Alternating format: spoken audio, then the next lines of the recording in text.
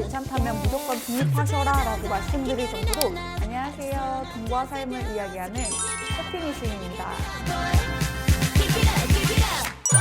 제 영상 보시는 여러분들은 자취를 하시나요? 여러분들이 생각하시기에 자취를 하는 게 좋을까요? 아니면 돈을 위해 부모님 댁에 있는 게 좋을까요? 저도 이런 질문을 정말 많은 분들에게 받아요. 물론 개개인마다 상황이 달라서 정답이라는 건 없겠지만 저는 상황만 괜찮다면 무조건 독립하셔라 라고 말씀드릴 정도로 독립하는 걸 추천드리는데요. 근데 요새 또 이슈가 많더라고요. 전세 사기, 깡통전세, 역전세 등등 말이 많은데 아무래도 소유권도 인정되지 않은 채 목돈을 보증금처럼 맡기다 보니 문제가 많이 생기는 것 같습니다. 그래서 오늘은 부동산 관련 근무하는 사람으로서 자취하기 전 꼭 조심해야 되는 것들에 대해서 말씀드려 보려고 합니다. 첫 번째는 마지막 거래는 꼭 명의상 집주인과 하기입니다. 특히 신축 빌라들이요. 저도 정말 처음에 자취 시작했을 때 집주인분이 안 오시고 본인이 아들이라면서 다른 분이 오신 적이 있었거든요. 근데 법적으로는 위임을 할 때는 위임장, 인감도장, 인감증명서가 있어야 되고 잔금을 입금하실 때도 무조건 소유자의 계좌로 입금하셔야 됩니다. 실제로 이런 사기 사례들이 많아서 꼭 주의하시라고 말씀드리고 싶어요.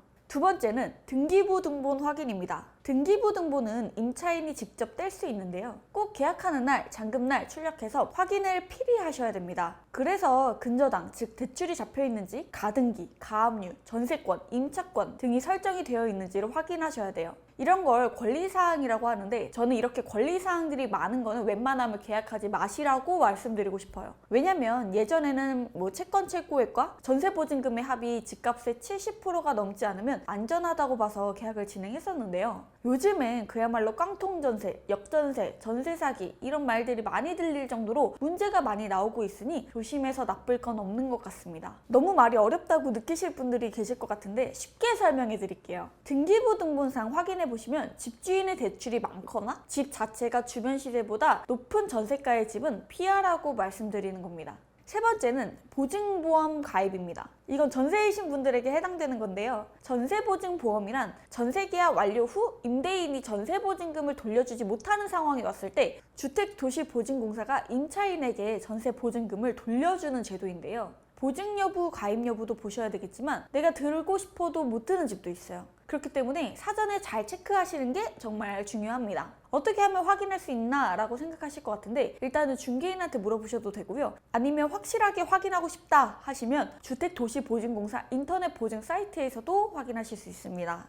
네 번째는 전입신고와 확정일자입니다. 이 두 개는 내가 계약한 집에서 계약한 기간만큼은 안전하게 살 수 있게 하는 안전장치라고 보셔도 될 것 같아요. 이 두 개는 세트로 생각하시고 무조건 잔금 치른 당일날 주민센터 가셔서 하셔야 됩니다. 이걸 안 하잖아요? 나중에 사기당해도 하나도 못 돌려받아요. 전세이고 전세대출 받으신 분들은 확정일자를 받아야지 대출이 나오기 때문에 전입신고만 하셔도 되지만 월세나 전부 내 돈으로 전세 들어가시는 분이면 잔금날 전입신고랑 같이 필히 하셔야 됩니다. 귀찮아서 나중에 해야지 하다가 그 사이에 집주인이 은행 가서 근저당을 잡아버리면 나중에 문제 생겼을 때 돈을 못 받는 최악의 상황이 생길 수도 있거든요. 확정일자는 인터넷 등기소에서 전입신고도 정부24 홈페이지에서 쉽게 하실 수 있으니 필히 하시길 당부드립니다. 부동산에선 하루 차이가 무섭습니다. 만약 주택에 근저당이 설정되어 있고 집주인이 계약 시점에 말소할 거예요 라고 하신다면 그것도 절대 믿지 마시고 계약서 작성할 때 특약사항으로 임대인은 본 부동산에 설정된 근저당 채권 최고액을 잔금 시 모두 변제하고 말소하기로 한다 이렇게 작성하셔야지 안전합니다.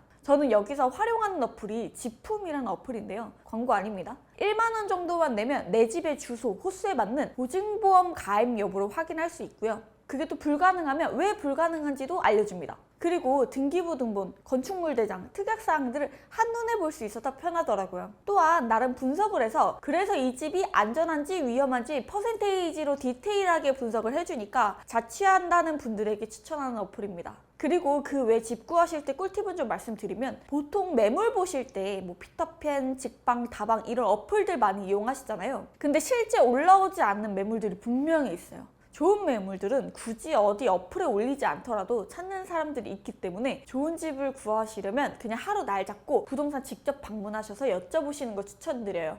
부동산에 가셔서 어플에 안 올리신 괜찮은 매물들 좀 보여주세요 하면 보여주시는 경우들이 꽤나 됩니다. 또 기본적인 사항이지만 수돗물 잘 나오는지, 벽에 곰팡이는 없는지, 변기물은 잘 내려가는지, 주차 자리는 넉넉한지 정말 사소한 거라도 체크를 해보시는 거 잊지 마시고요. 사소하다고 그냥 무시하고 체크를 안 하고 넘어가시면 막상 실질적으로 그 집에 사는 내내 스트레스 받으실 거예요. 그리고 또 하나의 팁을 말씀드리면 연말정산 하시는 분들이라면 무조건 월세 소득공제 신청하시는 거 잊지 마시고요. 이거는 임대차 계약서와 월세들 입금 내역만 있으면 공제가 많이 됩니다. 자, 이렇게 오늘은 자취할 때 주의할 점에 대해서 말씀드렸는데요. 몸과 마음이 건강한 부자가 되려면 돈을 버는 것도 중요하지만 내 돈을 지켜내는 것도 너무나 중요한 것 같습니다. 저도 나한텐 일어나지 않겠지 하면서 안일하게 생각했던 것들로 인해 당한 경험들이 있어서 여러분들은 부디 안 당하셨으면 하는 마음으로 영상을 찍어서 공유하는 거고 조심해서 나쁠 거 하나 없습니다. 오늘 영상도 도움이 되셨다면 좋아요와 구독 꼭 부탁드리고요. 오늘도 시청해주셔서 진심으로 감사드립니다. 다음 영상에서는 더 도움되는 주제들로 찾아뵙도록 하겠습니다.